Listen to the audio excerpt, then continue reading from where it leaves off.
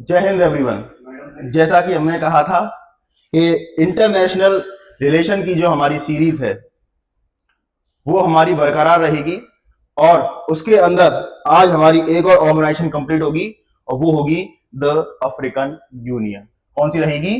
The African union. तो आज हम क्या करेंगे? अफ्रीकन यूनियन के बारे में पढ़ेंगे। वही अफ्रीकन यूनियन, वही अफ्रीकन कॉन्टिनेंट जिसका अपना एक यूनियन बना हुआ है। तो आज हम उसकी हिस्ट्री को समझेंगे, उसके मेंबर्स को समझेंगे, ऑब्जेक्टिव्स को समझेंगे एंड स्ट्रक्चर को भी समझेंगे। ठीक है, तो आज हम अफ्रीकन यूनियन के अपने कुछ की पॉइंट्स हैं उनको भी समझते हैं। तो याद रखना, अफ्रीकन यूनियन एक कॉन्टिनेंटल ऑर्गेनाइजेशन है। जैसा कि आपको पता है, एक कॉन्टिनेंट है, इसका नाम है अफ्रीकन कॉन्टिनेंट। उसकी ये अपनी एक ऑर्गेनाइजेशन है जिसके अंदर कितने 55 कंट्रीज शामिल हैं। कितने? 55 कंट्रीज शामिल हैं। और वो किस लिए? Common goods, peace, security and development के ऊपर बात करते हैं। देखिए, पीस जो वहां पर है नहीं, क्योंकि सिविल वॉर बहुत चलते हैं वहां पर, है ना। सिक्योरिटी भी अच्छी नहीं है वहां पर, तो वो भी बहुत ज्यादा है। और डेवलपमेंट तो आपको पता ही है, पुअर कॉन्टिनेंट के अंदर आता है वो, तो वहां पर है ही नहीं। इसका एस्टेब्लिशमेंट देखिए, इसका एस्टेब्लिशमेंट हुआ था अफ्रीकन यूनिटी से। इसका कि हम भैया अफ्रीकन लोगों की अपनी यूनिटी रहेगी। ठीक है, तो हाँ, उनका एक एस्टेब्लिशमेंट हुआ था इस चीज को लेकर। ये लोग रिप्रेजेंट कर रहे हैं किसको? अपनी स्ट्रेंथन को। किसको? ये ग्लोबल वॉइस पहुंचा रहे हैं, अपनी जो अपनी वॉइस है उसको ग्लोबली पहुंचा रहे हैं, है ना। क्योंकि अफ्रीकन कॉन्टिनेंट कैसा है? एक पुअर नेशन है, पुअर कॉन्टिनेंट है अफ्रीकन कॉन्टिनेंट। वहां पर पुअर पुअर नेशंस हैं, तो वो अपनी बात को ग्लोबली पहुंचाने की कोशिश कर रहे हैं। उनको पता है भैया कि हमारी जो वॉइस है ग्लोबली पहुंचेगी तब कुछ हो पाएगा, एंड हमको कोऑर्डिनेट एंड कोऑपरेशन के साथ सारे सॉल्यूशनों को देखना पड़ेगा। ये सारी बातें अफ्रीकन कॉन्टिनेंट के अंदर हैं। चलिए, तो आगे समझते हैं इसको। देखिए, इसीलिए कह रहे थे न्यू एरा ऑफ यूनिटी, मतलब कि भैया इन्होंने क्या कर रखा है? अपनी एक यूनिटी बनाई हुई है। क्या बनाई हुई है? अपनी एक यूनिटी बनाई हुई है, अफ्रीकन यूनिटी। ओके, तो अफ्रीकन यूनियन फॉर्मली कब बना, कब लॉन्च हुआ था? 2002 के अंदर हुआ था, जिसने रिप्लेस किया था ओ ए यू को। किसको? ओ ए यू को। जैसा मैंने आपको यहां भी बताया था, ये रहा, कहां गया, ये रहा, ऑर्गेनाइजेशन ऑफ अफ्रीकन यूनिटी पहले बनी, उसके बाद इन्होंने अफ्रीकन यूनियन लेकर आए।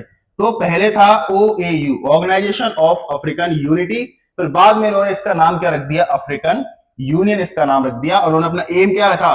हम प्रमोट करेंगे ग्रेटर यूनिटी। अपन सबके बीच में ग्रेटर यूनिटी रहेगी, इकोनॉमिक डेवलपमेंट रहेगा, पॉलिटिकल कोऑपरेशन रहेगा, और अफ्रीकन नेशंस के बीच में जितने भी अफ्रीकन नेशंस हैं, जितने भी इसके मेंबर्स हैं, मेंबर्स कितने हैं? 55 मेंबर्स हैं, तो उनके बीच में कोऑपरेशन रहेगा, पॉलिटिकल यूनिटी रहेगी, एंड अपना इकोनॉमिक डेवलपमेंट रहेगा। और यूनिटी तो फिर है ही इनके अंदर, है ना। ये सारी चीज लेके चलेंगे। और जितने भी 55 मेंबर्स हैं एट प्रेजेंट, आज के टाइम पर, वो क्या कर रहे हैं? ओ ए जो मतलब ओ ए यू तो 1963 के अंदर बना था, उसको रिप्लेस करके इसके अंदर ज्वाइन करते जा रहे हैं। ओके, चलिए नेक्स्ट चलते हैं अपन। यस, अब इसका कुछ इतिहास को देखते हैं, कैसे बना। जैसे मैं बताया भी था, 1963 25 मई 1963 को ओ ए यू बनकर आया था। 32 नेशन हुआ करते थे। कितने? 32 नेशंस ने मिलकर ऑर्गेनाइजेशन ऑफ अफ्रीकन यूनिटी बनाया था।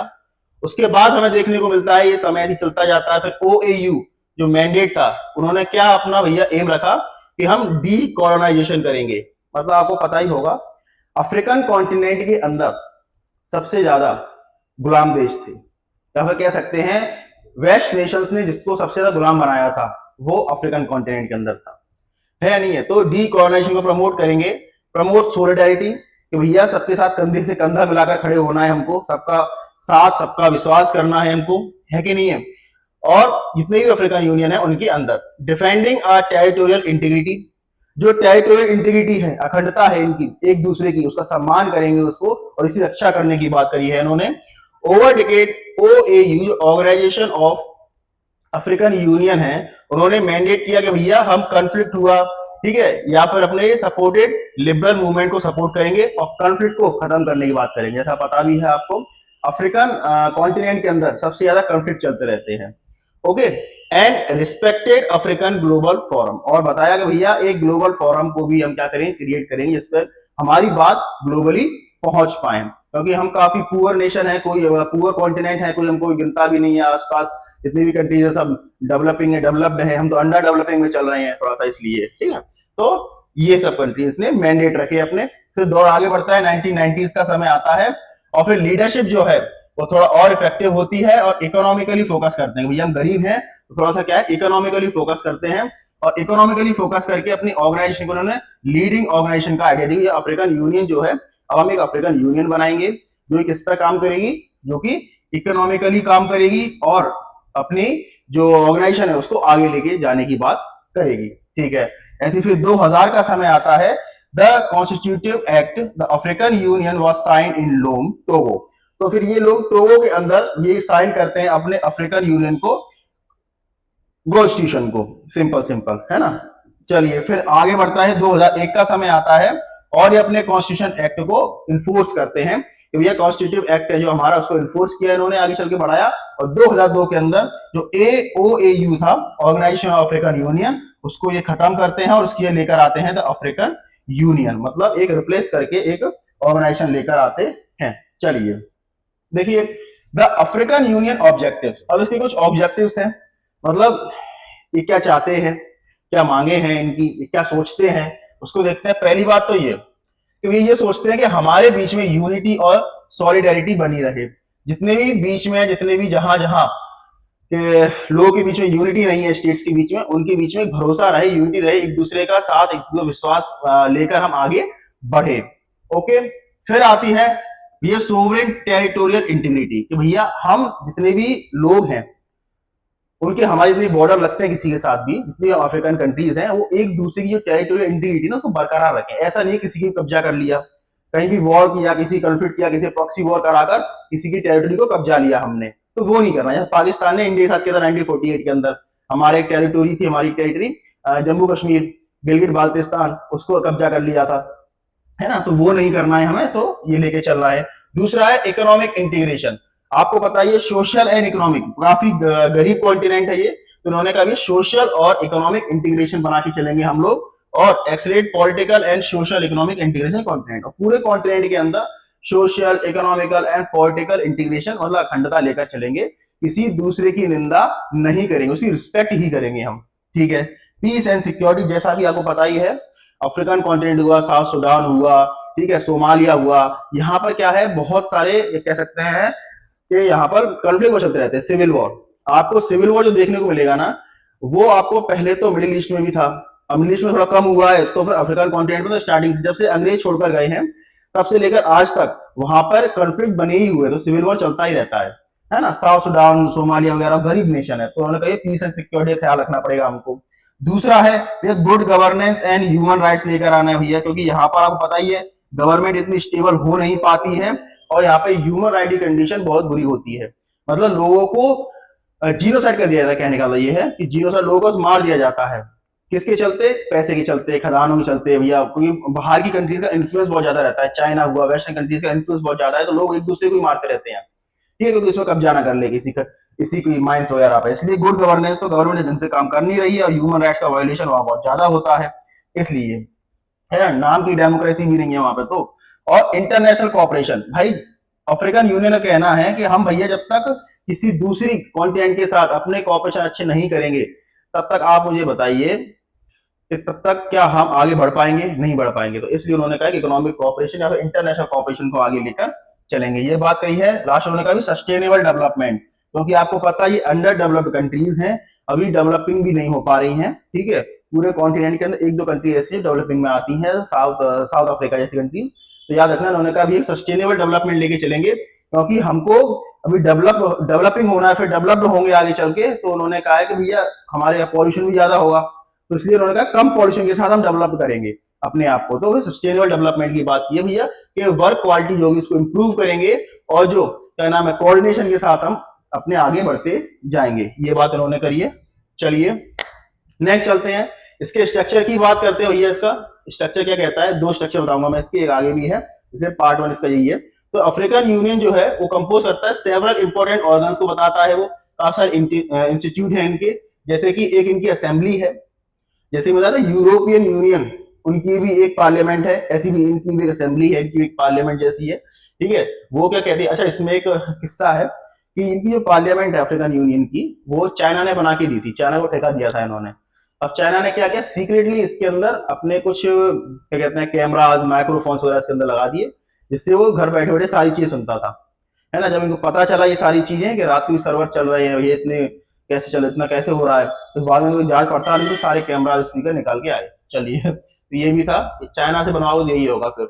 है यहाँ पर इनकी असेंबली में क्या होता है, जितने भी मेंबर्स स्टेट होते हैं, कितने होते हैं मेंबर्स स्टेट होते हैं, उनके head of the state and head of the government यहाँ पर आकर बैठते हैं, और यही एक हाईएस्ट डिसीजन मेकिंग बॉडी होती है। क्या होती है, हाईएस्ट डिसीजन मेकिंग बॉडी होती है। फिर इसके नीचे भी तीन आते हैं, इसके नीचे भी तीन आते हैं, एक अफ्रीकन यूनियन कमीशन आता है इसके अंदर, एक परमानेंट रिप्रेजेंटेटिव कमिटी आती है, और एक पैन अफ्रीका पार्लियामेंट आती है, ठीक है। ये समझते हैं इसे, जो act of the African Union executive secretariat based in the Addis Ababa Ethiopia. याद रखना, ये जो अफ्रीकन यूनियन कमिटी जो है वो इनकी इथोपिया के अंदर है। आपने नाम सुना होगा एडीज अब्बास, इनका नाम सुना होगा। यहाँ पर ये क्या सुनते हैं, यहाँ पर इनकी बातें होती हैं, ये इनकी एग्जीक्यूटिव बॉडी, क्योंकि नाम से पता चल रहा है आपको अफ्रीकन यूनियन कमीशन, तो ये जो कमीशन है इसी के अंदर इनका सेक्रेटरीट भी है, या फिर कह सकते हैं इनकी एग्जीक्यूटिव बॉडी है इनकी ये। तो इसके अंदर क्या चलता है, इनके जितने भी एग्जीक्यूटिव काम होते हैं इसी के अंदर होते हैं, सारे लॉ मेकिंग जितने भी होते हैं, लॉ बनाने काम होते हैं वो यही होते हैं, डिसीजन मेकिंग सबसे ऊपर वाली हो गई। तो सेक्रेटरीट के अंदर ही आईएएस आईपीएस अफसर लोग बैठते हैं इनके। चलिए, जो कहां पर है, इथोपिया के अंदर है। ऐसे ही इनकी एक परमानेंट रिप्रेजेंटेटिव बॉडी है, नाम से पता चल रहा है पीआरसी परमानेंट रिप्रेजेंटेटिव कमिटी है इनकी, जहां पर लोग यहाँ पे आते हैं, एम्बेसडर वगैरह बैठते हैं फ्रॉम मेंबर्स स्टेट, जितने भी इनके 55 मेंबर्स है वहां से एक एक मेंबर आएगा, एम्बेसडर आएगा, वो यहाँ पर आकर परमानेंटली बैठता है। कैसा बैठता है, परमानेंटली एक रिप्रेजेंटेटिव होता है हर कंट्री से इनका। चलिए, ये एक कोऑर्डिनेटिंग बॉडी है, या फिर कोऑर्डिनेट करने का काम करती है। चलिए, अब है पैन पार्लियामेंट कमिटी। इसे क्या कहते हैं, लेजिस्लेटिव ऑर्गन इंडिपेंडेंट, मतलब कहने का मतलब एक लेजिस्लेटिव ऑर्गन होता है जो कि लॉ बनाने का काम करता है। लेजिस्लेटिव का नाम मतलब ही हो गया ये विधायिका, है ना, विधि बनाने का अपना पार्लियामेंट है इनका। Provide democratic voice for Africa, ये बातें उठाता है वही, जैसे पार्लियामेंट है ना अपनी, तो वो यही पार्लियामेंट है इनकी, ठीक है। ये दिख रही है आपको पीछे बैकग्राउंड में देखना। तो क्या करती है, जितनी भी अफ्रीकन यूनियन की कंट्रीज हैं उनके अंदर एक डेमोक्रेटिक वॉइस उठाने का काम करती है। जहां जहां डेमोक्रेसी नहीं है वहां डेमोक्रेसी लाने की बात करती है। कौन सी, ये है अपनी अफ्रीकन यूनियन कमिटी। चलिए नेक्स्ट चलते हैं इसके दूसरे पार्ट में देखते हैं। दूसरा है इसका पीस एंड सिक्योरिटी काउंसिल। नाम से ही पता चल रहा होगा ये वो काउंसिल है जो अफ्रीका के अंदर पीस एंड सिक्योरिटी की बात करते हैं। ये क्या बात करते हैं, क्योंकि यही रिस्पॉन्सिबल है किस चीज के लिए, कि भैया ये कहते हैं कि यही भी कंफ्लिक्ट है हम खत्म करेंगे, कहीं भी पीस मेकिंग नहीं हो पा रहा है तो हम करेंगे, आप पीस हम लेकर आएंगे, है ना, कॉन्टिनेंट के ऊपर सिक्योरिटी रखेंगे, तो वो इनका चलता रहता है, ठीक है। दूसरा है इनका अफ्रीकन पीर रिव्यू मैकेनिज्म, APRM, ठीक है। ये एक सेल्फ मॉनिटरिंग मैकेनिज्म है। कैसा, ये सेल्फ मॉनिटरिंग मैकेनिज्म है। इनकरेज गुड गवर्नेंस, जो बात करता है भैया कि हर कंट्री के अंदर डेमोक्रेसी होनी चाहिए, गुड गवर्नेंस होनी चाहिए, है ना, and policy benchmarking among the states, बोलते हैं भैया कि ये पॉलिसी बेंचमार्किंग होनी चाहिए। तो ये बात भी ये लोग करते हैं, ठीक है। इनकी जो इनकी थर्ड है वो है economic and social cultural council. इकोसॉक जैसे है कि अपनी यूनाइटेड नेशन की बॉडी है इकोसॉक, economic and social cultural council, ऐसी इनकी भी एक इकोसॉक है, जो कि ये सिविल सोसाइटी के पार्टिसिपेशन से बनी हुई है। इसके अंदर सिविल सोसाइटी के लोग आते हैं, पार्टिसिपेट करते हैं, तो भी एयू के मेंबर्स हैं सारे के सारे। और याद रखना है आपको, ये बात किस चीज करती है कि भैया सोशल एंड इकोनॉमिकल जितनी प्रॉब्लम्स हैं वो खत्म किया जा सके, ठीक है, और उसमें डेवलपमेंट लाया जा सके, इसकी बात करते हैं। स्पेशलाइज्ड बॉडी इनकी कुछ भी है, जैसे कि स्पेशलाइज्ड टेक्निकल कमिटी भी है इनकी एक कोर्ट ऑफ जस्टिस भी है जहां पर इनका न्याय होता है, वो भी है। अफ्रीकन सेंट्रल बैंक भी है, मतलब एक गरीब कॉन्टिनेंट की एक बैंक भी है इनकी खुद की, ठीक है। अफ्रीकन मॉनेटरी फंड भी है इनका खुद का, है ना। अफ्रीकन इन्वेस्टमेंट बैंक भी है। तो इनके पास सबका खुद का सब कुछ है इनके पास, लेकिन काम ही उतना करते हैं, क्योंकि भैया देखो ये तो गरीब नेशन है। ज्यादातर इन नेशनों के अंदर जो बातें चलती है वो एड से चलती हैं। अदर कंट्रीज एड देती हैं तब जाकर ये क्या करते हैं भैया, इनके यहाँ पर बातें होती हैं। ये एड पे तो कॉन्टिनेंट चल रहा है, ठीक है, ये बात है। फिर अफ्रीकन स्पेस एजेंसी भी इनकी एक कैसी है, अफ्रीकन स्पेस एजेंसी भी है इनकी एक। तो याद रखना एक न्यू ऑर्गन भी है इनका within the headquarter of Cairo, Egypt के अंदर, कारियो जो इजिप्ट की राजधानी है उसके अंदर इनका हेडक्वार्टर है इनकी स्पेस एजेंसी का, जो कि बात करती है प्रमोटिंग स्पेस पॉलिसी की। इनकी सैटेलाइट वगैरह है, कुछ भी करना है तो अदर कंट्री की हेल्प से ये बाहर भेजते हैं, क्योंकि स्पेस कहते हैं कि एस्ट्रोनॉट्स वगैरह हुए, रॉकेट्स हुए, जितना भी ये खर्चा होता है काफी महंगा खर्चा होता है। हर कंट्री के पास अपने स्पेस स्टेशन नहीं है, अपने रिसर्च स्टेशन नहीं है, तो वो सिर्फ कुछ ही कंट्रीज के पास है, इंडिया, जापान, चाइना, ठीक है, फ्रांस और यूएस जैसे ऐसी कंट्रीज के पास ही सिर्फ और सिर्फ, हर कंट्री के पास नहीं होता है। चलिए नेक्स्ट चलते हैं।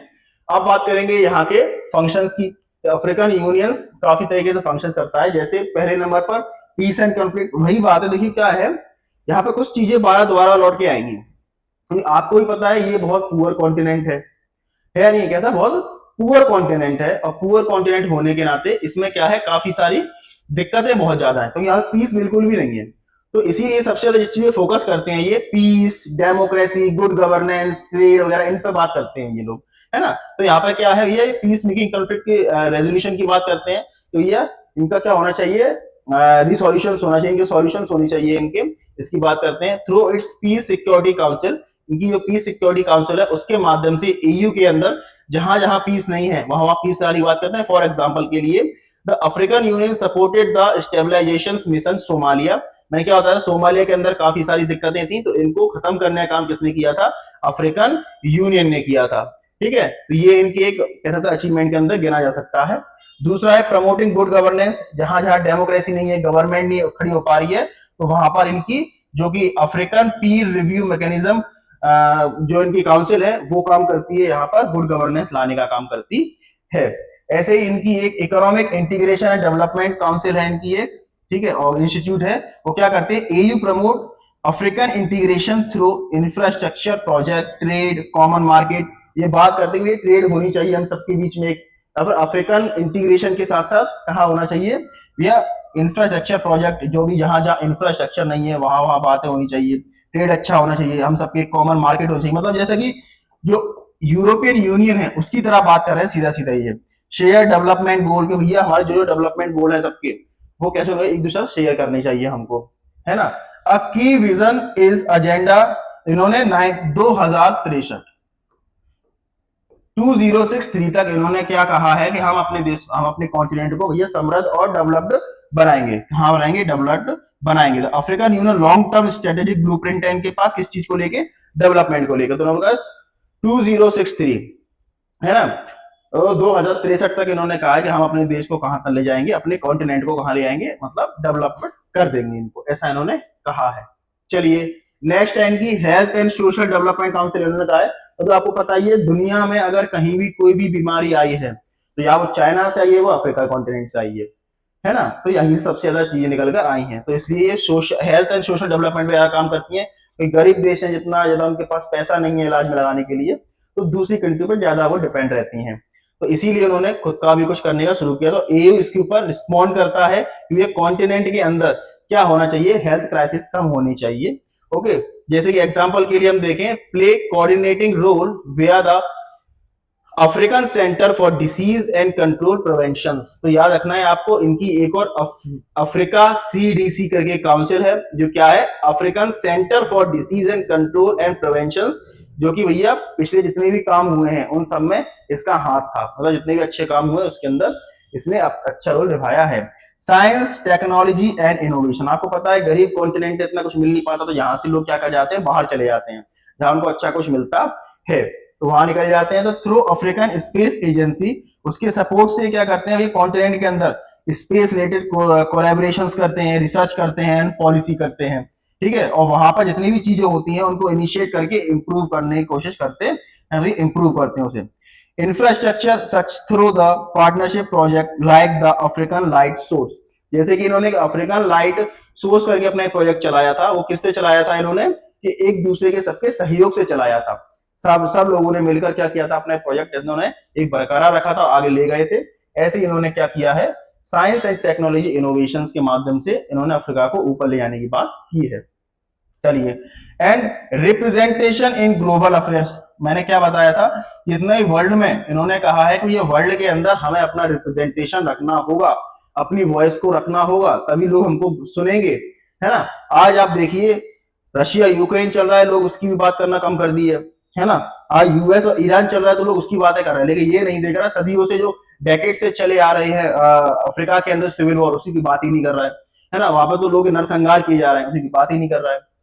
ऐसा ही है। तो एयू वर्क करता है किसके ऊपर भैया, कि प्रेजेंट यूनिफाइड जो अफ्रीका की पोजीशन है उसको बरकरार रखा जाए, और ग्लोबल डिप्लोमेसी के माध्यम से हम क्या करें, क्लाइमेट चेंज हुआ, यूएन रिफॉर्म हुआ, डेट हुआ, एंड ट्रेड हुआ, इनके ऊपर बात करेंगे हम।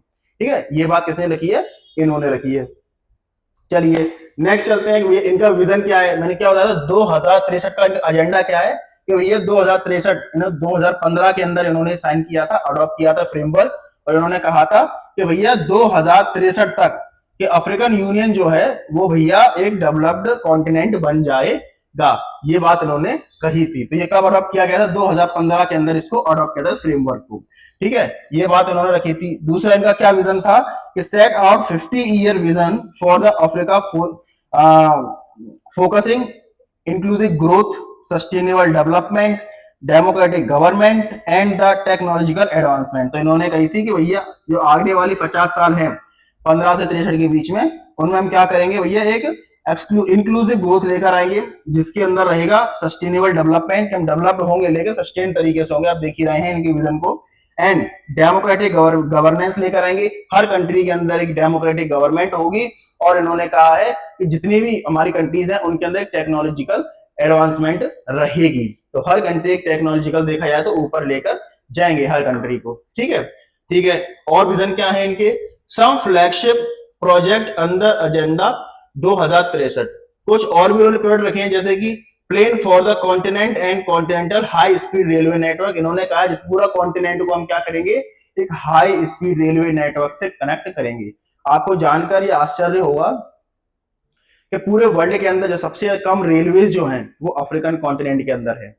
ठीक है, अफ्रीकन कॉन्टिनेंट में सबसे ज्यादा जहां रेलवे है वो साउथ अफ्रीका कंट्री है बस, और किसी भी और पूरी कंट्री में कहीं रेलवे नहीं है। बहुत कम जगह पर, एक दो कंट्री और है वहां पर होगा, नाइजीरिया वगैरह ऐसी कंट्री है वहां पर हो सकती है, और कहीं नहीं है ना। तो उन्होंने कहा कि भैया 63 तक 2063 तक हम पूरे कॉन्टिनेंट को रेलवे से क्या कर देंगे, कनेक्ट कर देंगे। ये रहा इन्होंने। और उन्होंने बात की है फ्री मूवमेंट्स टू पीपल, कि भैया पूरे कॉन्टिनेंट के अंदर जो लोग हैं, जैसे कि आपको पता होगा ईयू कंट्रीज ने क्या रखा है, अपना एक संघीय वीजा निकाल रखा है अपना, जिसके माध्यम से वो एक दूसरे कंट्री फ्रीली क्या कर सकती हैं, फ्रीली आवाजाही कर सकती हैं। तो ऐसी चीजें ये भी लेकर आए हैं। ठीक है, इन्होंने बात की हम भी ऐसे फ्री मूवमेंट रखेंगे लोगों का।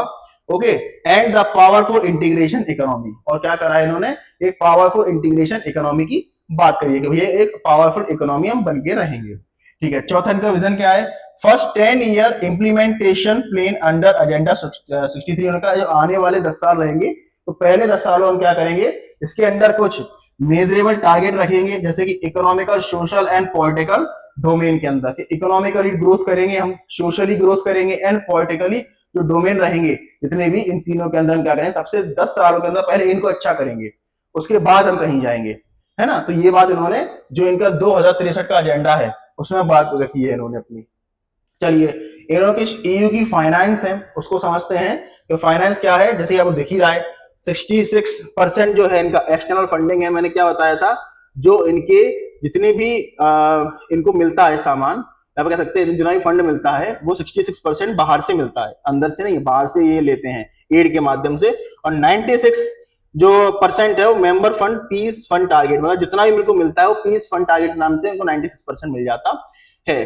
तो याद रखना है इस चीज को। चलिए, क्या है 2016 के अंदर देखती है, African leadership adopt 0.2% levy eligible import create more sustain and financial mechanism for AU. याद 2016 के अंदर सिर्फ 0.2%, सिर्फ 0.2% लेवीज ऑन एलिजिबल, सिर्फ लेने वाले 0.2% लोग ही एलिजिबल थे। किसको, फंड को लेने वाले, फाइनेंशियल सस्टेनेबिलिटी को या फिर अलाउ करने वाले कितने ही, सिर्फ 0.2% नेशन ही थे 2016 के अंदर। The mechanism was intended to provide predictable fund for the peace fund and reduce reliance for external donor। इन्होंने कहा भैया कि हम क्या करेंगे, इनका क्या है इनको मैकेनिज्म जो चलाया इन्होंने कहा कि हमारा जो बाहर से आने वाला फंड है अब हम उस पर डिपेंडेंस कम करेंगे और खुद से ही एक दूसरे की मदद ज्यादा करेंगे, ठीक है। पीस फंड के लिए या फिर पीस फंड के लिए इन्होंने बात करी है, पीस फंड पे क्या करेंगे, बाहर से नहीं लिया करेंगे, हम खुद से ही अपना सेल्फ रिलायंस बनेंगे हम, ठीक है। तो एक्सटर्नल डोनर पर डिपेंड नहीं रहेंगे, उस पर कम करेंगे उसको हम। However, AU continue to face heavy dependence on the, ये तो पता ही है हमको कि भैया AU जो है वो हेवीली किस पर डिपेंडेंट है, एक्सटर्नल फंड पर डिपेंडेंट है, जो बाहर से आने वाले फंड हैं उन पर डिपेंडेंट है। ये तो हमको दिख ही रहा है, ये तो साफ साफ दिख रहा है हमको, है ना। According to AU on record, not all member state pay their assets contribution on time create financial gap। हाँ ये तो पता ही है भैया, ये तो बात सही है कि भैया अगर देखा जाए EU के रिकॉर्ड्स के अकॉर्डिंग देखा जाए तो जरूर नहीं है कि हर जितने भी मेंबर्स हैं वो जितने भी सारी कर्ज में या सबने किसी न किसी कर्जा लिया हो, कुछ ऐसे भी टाइम से क्या कर देते हैं भैया, जितना भी कर्जा लिया वो लौटा देते हैं, या फिर ये है कि जो फाइनेंसिंग गैप है उसको बचा लेते हैं। तो सारे नहीं है, कुछ कंट्रीज हैं ऐसे, है ना। while the peace funding and the made strides rising and the almost 96% initially $400 million target entirely from members state by the 2024 full finance dependence still a goal. तो याद रखना है आपको, इन्होंने इसकी बात करी, क्या होता है ना, 96% जो मेंबर्स फंड है वो पीस फंड टारगेट जो है, अब इनके ऊपर जो कर्जा है टोटल देखा जाए $40 मिलियन है, एक टारगेट लेके चल रहे हैं कि भैया इतना जितना भी है मेंबर स्टेट के ऊपर इसको 2024 तक क्या किया जाए, इसको जितना भी है कम किया जाए। और दूसरा है फुली फाइनेंशियल इंडिपेंडेंस स्टिल गोल। तो उन्होंने कहा है कि फुली क्या करेंगे, ये इंडिपेंडेंट रहेंगे। अब ऐसा है कि इंडिपेंडेंस को इन्होंने ज्यादा क्या कह सकते हैं, इनको इंडिपेंडेंस को उन्होंने ज्यादा कह सकते हैं कि बढ़ावा दिया है, कह सकते हैं क्या बढ़ावा दिया है, और इंडिपेंडेंस को ही लेकर आगे चल रहे हैं कि भैया हम खुद से करेंगे जो करेंगे, किसी के ऊपर डिपेंड होने की जरूरत हमें नहीं है। चलिए अब EU के कुछ अचीवमेंट्स हैं, अचीवमेंट्स को देखिए क्या है अचीवमेंट्स इनके। अचीवमेंट देखिए कि conflict mediation and peace cooperation, कि भैया ये सोमालिया जैसे इलाके हैं तो वहां पर एक क्या लेकर आए हैं, पीस लेकर आए हैं, है ना। तो पीस लेकर आए हैं। दूसरा है गुड गवर्नेंस प्रमोट, कि भैया जहां जहां गुड गवर्नेंस नहीं थी, गवर्नमेंट अच्छी नहीं थी, डेमोक्रेसी नहीं थी, तो वहां ये गुड गवर्नेंस मतलब डेमोक्रेसी भी लेकर आए हैं, किसके माध्यम से, APRM के माध्यम से, है ना। पैन अफ्रीका इंटीग्रेशन के इन्होंने एजेंडा रखा है 2063 का, कि हम क्या रखेंगे, पूरे अफ्रीका को, पूरे पैन अफ्रीका मतलब पूरे अफ्रीका को एक अच्छा इंटीग्रेटेड ला के रखेंगे, मतलब एक डेवलप्ड बना के रखेंगे, ठीक है। पूरे अफ्रीका की बात कर रहे हैं, अफ्रीका कॉन्टिनेंट, कोई कंट्री की बात नहीं कर रहे हैं, पूरे कॉन्टिनेंट की बात कर रहे हैं। ये हेल्थ इनिशिएटिव लेकर आए हैं कि भैया जहां जहां दिक्कतें हैं, ठीक है, अफ्रीका CDC के माध्यम से जहां जहां चीजें सही नहीं हो पा रही हैं वहां वहां क्या कह सकते हैं कि जहां जहां हेल्थ प्रॉब्लम इश्यू ज्यादा है तो वहां वहां ये हेल्थ इश्यूज लेकर उनको खत्म करने की बात करते हैं। इंस्टीट्यूशनल बिल्डिंग के EU इन्होंने कहा है कि जो अफ्रीकन स्पेस एजेंसी उसे डेवलप करेंगे, ठीक है, उसे प्रमोट करेंगे, साइंस को, इनोवेशंस को, उसकी इन्होंने बात की हुई है। तो ये इनके ये कुछ अचीवमेंट्स है कि अपने इंस्टीट्यूशन को, मतलब अफ्रीका यूनियन हुआ इनका, जैसे कि एक स्पेस अफ्रीकन स्पेस एजेंसी हुई, तो इनको प्रमोट करने की बात कर रहे हैं, ठीक है। ग्लोबल वॉइस, अपनी बात को ये कहते हैं कि हमको कहां तक पहुंचाना है, अपनी बात को ये वर्ल्ड तक पहुंचाने की बात करते हैं थ्रू अफ्रीकन यूनियन, ठीक है। तो ये इन्होंने बात रखी है, और इन्होंने कहा है क्लाइमेट चेंज जैसी बातें हैं, ट्रेड जैसी बातें हैं, पीस जैसी बातें हैं, या फिर डेवलपमेंट जैसी बातें हैं, वो सारी बातें हम कहां रखेंगे, EU के माध्यम से हम वर्ल्ड की टेबल के ऊपर रखेंगे, ये बात इन्होंने की है। चलिए अच्छा, इनसे कुछ चैलेंजेस भी हैं। चैलेंजेस क्या है इनके, कि भैया कुछ चीजें नहीं हो पा रही हैं, जैसे हेली डिपेंडेंस, भैया इनका जो फंड है, ज्यादातर जो कर्जा है, जो देने वाले लोग हैं, डोनर जो वो बाहर से आता है, किसी और कंट्री के ऊपर डिपेंड नहीं है, ये खुद से कुछ कर नहीं पा रहे हैं। दूसरा है ब्यूरोक्रेटिक इनएफिशिएंसी, कि भैया यहाँ की जो ब्यूरोक्रेसी वो इतनी अच्छी नहीं है, करप्ट ब्यूरोक्रेसी ज्यादा है ना, तो वो भी इनके एक लिमिटेशन है इनका एक, ठीक है। इंस्टीट्यूशनल इंफ्रास्ट्रक्चर ओवरलैपिंग रिस्पॉन्सिबिलिटी, जो इनका इंस्टीट्यूशन है वो इतने अच्छे से काम नहीं कर पा रहा है ना, कि देखो आप कॉन्फ्लिक्ट तो चल ही रहे हैं, सिविल वॉर तो है ही, लेकिन फिर भी ये काम ढंग से कर नहीं पा रहे हैं, तो ये भी नहीं हो पा रहा है, इनके भी चैलेंजेस हैं इनके लिए, ठीक है। Transparency and the accountability over EU in budget and spending, जो EU है उसका बजट हुआ, स्पेंडिंग हुआ, उसमें कोई ट्रांसपेरेंसी नहीं है, उसमें कोई अच्छी सी कि किस पे कितना खर्च हो रहा है, कहाँ खर्च हो रहा है, कैसे खर्च हो रहा है, उस पर कोई बात ही नहीं कर रहा है कि नहीं है, तो वो भी नहीं है इनके यहाँ पर। दूसरा है incomplete implementation of the key reform, जितने भी ये रिफॉर्म लेकर आते हैं उनका ढंग से इम्प्लीमेंटेशन नहीं हो पाता है, ये चैलेंजेस बने हुए हैं इनके। पॉलिटिकल इनस्टेबिलिटी ज्यादा है इनके अंदर, conflict in several members and the hamper peace effort. तो जो पॉलिटिकल इनस्टेबिलिटी है वो भी काफी ज्यादा बनी हुई है, क्योंकि अंदर कॉन्फ्लिक्ट बहुत ज्यादा है, जैसा आपको पता ही होगा सोमालिया हुआ है ना, साउथ सुडान हुआ, यहाँ पे सिविल वॉर चलते रहते हैं, जिसके चलते हमें क्या देखने को मिलता है कि ये यहाँ पे पॉलिटिकल इनस्टेबिलिटी बहुत ज्यादा है, तो वो भी ये मैनेज नहीं कर पा रहे हैं। Many members states delay defaulted financial contribution. आपको पता होगा काफी सारी स्टेट्स ऐसी हैं जो कि डेट क्राइसिस के अंदर चली गई हैं, चाइना के अंदर चली गई हैं, जहां से उनको क्या देखने को मिलता है, वहां की वो टेरिटरी कब्जाने के चक्कर में, वहां के रिसोर्सेज लेने के चक्कर में, तो उन पर कर्जा बहुत ज्यादा है, डेट जो बहुत ज्यादा है इनके ऊपर, वो चुका नहीं पा रहे हैं, ये भी एक चैलेंजेस है, इसमें एयू उनका कोई हेल्प कर नहीं रहा है। लिमिटेड कैपेबिलिटी है इनकी, मतलब ऐसा भी नहीं है कि ये बहुत ज्यादा सक्सेस हो, बहुत ज्यादा टैलेंटेड हो, कैपेबिलिटी उतनी है, जैसे मेरी पता है मुझे कि ये मेरी पानी पीने की कैपेबिलिटी इतनी है, 4 लीटर पी सकता हूं मैं, है या नहीं है, लेकिन क्या मैं 8 पी सकता हूं, जब मेरी कैपेबिलिटी नहीं है तो नहीं है। तो किसी कंट्री की कैपेबिलिटी उतनी ही है जितनी उसकी क्या कहते हैं रिसोर्सेज है उसके पास जितने, है ना। जैसे कि हम बात करें इसराइल की, तो इसराइल के पास कैपेबिलिटी बहुत अच्छी है, क्योंकि उसका माइंड बहुत अच्छे है उसके पास, है ना, टैलेंट बहुत अच्छा है, ऊपर से उसके पास उसके फादर का हाथ है, मतलब यूएसए का हाथ उसके पास अच्छा हाथ है उसके ऊपर, इसलिए तो ये भी इसके ऊपर एक वीकनेस है इसकी। Weak coordination between AU and regional economic communities. देखिए क्या है, एयू के अंदर जितनी भी कम्युनिटीज हैं वो सब वीक हैं। कैसी हैं? वीक हैं, क्योंकि कोई भी कंट्री एक दूसरे का सपोर्ट नहीं करना चाहती है, तो जिसके चलते हमें क्या देखने को मिलता है भैया कि एयू अच्छे से काम कर ही नहीं रहा है। Coordination challenge between the AU commissions and PRC and assemblies. और इनके अंदर जितनी भी कमिटीज हैं, जैसे बताया था मैंने आपको पीछे, इनकी पार्लियामेंट है जो इनकी, इनका जो परमानेंट रिप्रेजेंटेटिव कमिटी है, उनके बीच में कोऑर्डिनेशन नहीं है। एक अच्छा कोऑर्डिनेशन ना होने की वजह से इनमें हमें क्या देखने को मिलता है कि भैया ये सब भी यहाँ फेल मारती हैं। तो एयू के ये सारे चैलेंजेस बने हुए हैं। चलिए ठीक है, तो ये हमारा एक, अगर वे फॉरवर्ड की बात करें तो ये हमारा इनका एक मिशन था। तो याद रखना इनकी जो करंट सिचुएशन है वो कुछ ऐसी है, ब्रिज के इस पार, ठीक है, इनको जाना इस पार है, तो थोड़ा सा डेवलप होने के लिए एजेंडा इनको 63 रखा हुआ है इन्होंने, और बीच में कुछ इंस्टीट्यूशनल पिलर्स हैं जो इनकी हेल्प कर रहे हैं, ठीक है, तो फाइनेंशियल इंडिपेंडेंस के लिए और इंस्टीट्यूशनल रिफॉर्म के लिए। तो वही है कि peace, security and continental integration की बात ये लोग करते हैं। अब देखते हैं अब 2063 में इनकी क्या बातें होती है, कितने डेवलप होते हैं, आप भी यही हैं हम भी यही हैं, देखते हैं, है ना। तो अभी ये इस सिचुएशन से उस सिचुएशन तक कैसे पहुंचते हैं इसकी बात अब यही हमें देखने को मिलेगा। चलिए, थैंक यू सो मच। अगर आप यहां तक आए हैं तो भैया लाइक कीजिए, शेयर कीजिए एंड सब्सक्राइब भी कीजिए चैनल को। ओके, अब आगे मिलेंगे कल एक नई ऑर्गेनाइजेशन के साथ। Thank you so much.